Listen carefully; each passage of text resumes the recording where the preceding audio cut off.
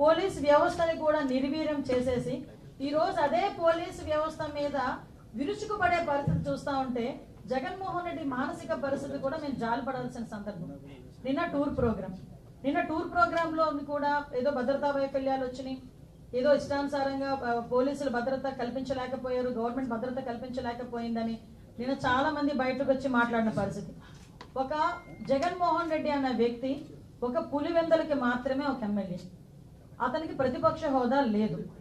అయినప్పటికీ అతను ఒక ఎక్స్ సీఎం అన్న ఒకే ఒక కారణంతో ఆయన టూర్ ప్రోగ్రామ్ గురించి మాట్లాడినప్పుడు మేము చాలా క్లియర్గా 1100 మంది అప్రాక్సిమేట్లీ 1100 మంది పోలీస్ బలగాల్ని డిఎస్పీ స్థాయి నుంచి రోప్ పార్టీస్ వరకు అంటే ఏపీఎస్పీ బెటాలియన్స్ వరకు దగ్గర 1100 మంది పోలీసులను పెట్టాం.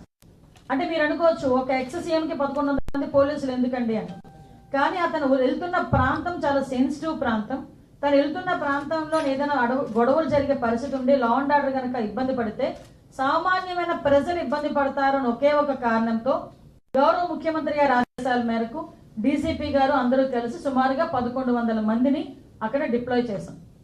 వాళ్ళు డిప్లాయ్ చేయడమే కాదు, ప్రతి ఒక్కరికి కూడా వాళ్ళకి అక్కడ బాడీ కెమెరాస్ కానీ, రోప్ పార్టీస్ కానీ, మళ్ళా పబ్లిక్ అడ్రస్ సిస్టమ్స్ కానీ, డ్రోన్స్ కానీ, ఏరియల్ సర్వేలెన్సెస్ గురించి డ్రోన్స్ కానీ, ఫైర్ టెండర్స్ కానీ, అంబులెన్సెస్ కానీ, గ్యాస్ గన్స్ కానీ ఇవన్నీ కూడా పెట్టుకున్నాం. అంటే సాధారణంగా ఒక విఐపి వచ్చినప్పుడు ఎటువంటి ట్రీట్మెంట్ చేసుకుంటామో ఆ ట్రీట్మెంట్ అంతా కూడా ఒక సాధారణ ఒక పులివెందుల ఎమ్మెల్యేకి కూడా కేవలం ఎక్స్ సీఎం అన్న కారణంతో మేము ఇవ్వడం కూడా జరిగింది. ఆ సంగతి కూడా మీరందరూ కూడా గమనించాలి.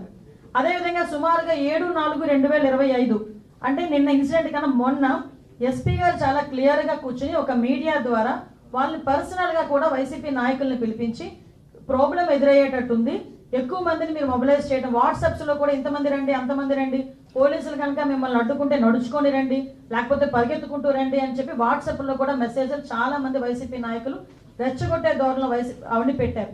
వాటి నేపథ్యంలో ఎస్పీ గారు కూడా అది చాలా నేరో రోడ్, పక్కన ఒక చెరువు ఉంది, ఒక పక్క చూస్తే కొన్ని 2-3 విలేజ్లు చాలా సెన్సిటివ్ విలేజెస్ ఉన్నాయి కాబట్టి అక్కడ మీరు వచ్చేటప్పుడు కూడా ఎక్కువ మందిని మొబిలైజ్ చేయడం కానీ, అదేవిధంగా కొంచెం అక్కడ లా అండ్ ఆర్డర్ సిచ్యువేషన్ ని కొంచెం కంట్రోల్ చేయడం కానీ, అక్కడ సెక్యూరిటీ పర్పస్ లో కూడా ఎక్కడ కూడా ఇబ్బంది లేకుండా పరిస్థితి చూసుకోవాలి, సెక్యూరిటీ పరంగా మేము చూసుకుంటాం, బ్యారికేడ్స్ అవి కూడా జాగ్రత్తగా చేసుకోవాల్సిన బాధ్యత మీది అని చెప్పి ఆ వైసీపీ నాయకులకి అందరికీ కూడా చాలా క్లియర్ గా చెప్పారు.